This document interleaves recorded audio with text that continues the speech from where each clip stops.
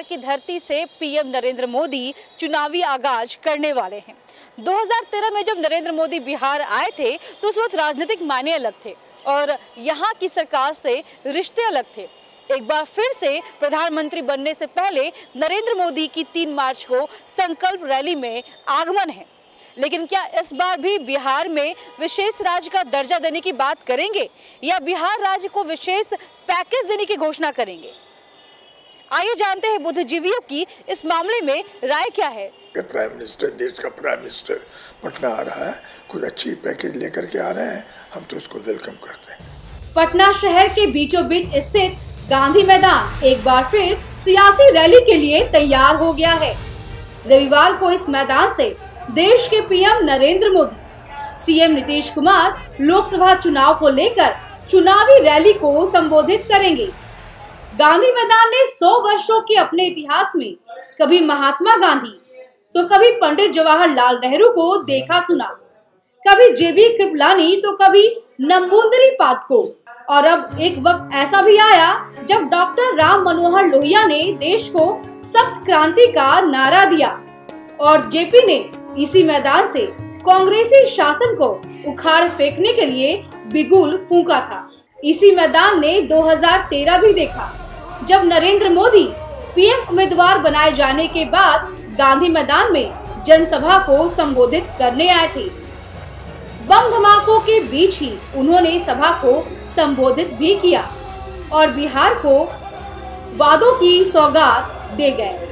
साथ ही 1,25,00,000 करोड़ के विशेष पैकेज का झुनझुना भी थमा गए। सब्र का फल तो दिखे। जनता तो डेमोक्रेसी में जनता इंतजार करती है और जनता वही भी हिंदुस्तान की जनता में बहुत सब्र करती है, इंतजार करती है क्योंकि हिंदुस्तान में डेमोक्रेसी है। विकास भी उनके सामने एक बड़ा मुद्दा होगा और वह यह भली भांति जानते हैं कि अगला चुनाव यदि उनको जीतना है तो बिहार जैसे राज्य पर विशेष ध्यान देने की जरूरत है।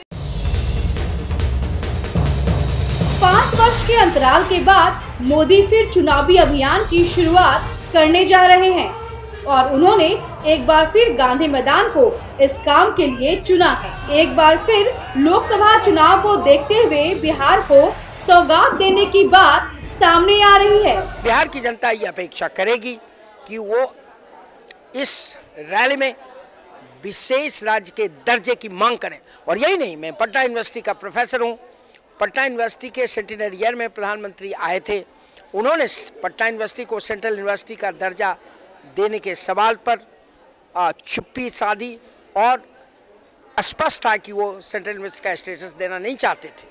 उस बात का चुनावी ईयर है, इस बार के चुनावी ईयर में फर्क है। इस बात का फर्क ये है कि इनको दोबारा आना है और दोबारा आने में जितने बड़े वादे करेंगे तो फिर 5 साल तो आप इंतजार करते रहेंगे। जनता तो इंतजार कर रही है 70 बरस।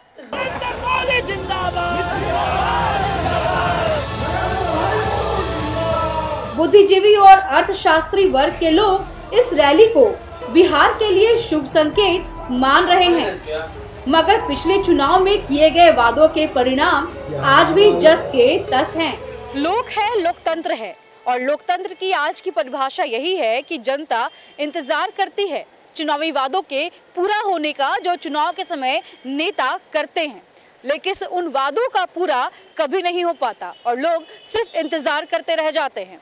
इस बार फिर प्रधानमंत्री नरेंद्र मोदी बिहार आएंगे और चुनावी वादे कर जाएंगे, लेकिन ये वक्त बताएगा कि चुनावी वादे धरातल पर सही में उतर पाते हैं या नहीं।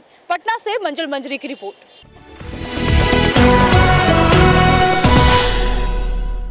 कॉलेज में कैसे तुम्हें उठाकर मैंने प्रपोज किया था।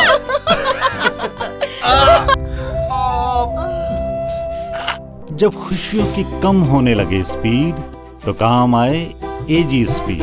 जिंदगी की कभी कम ना हो स्पीड, हमेशा साथ रखिए एजी स्पीड। दर्द भगाए फुल स्पीड।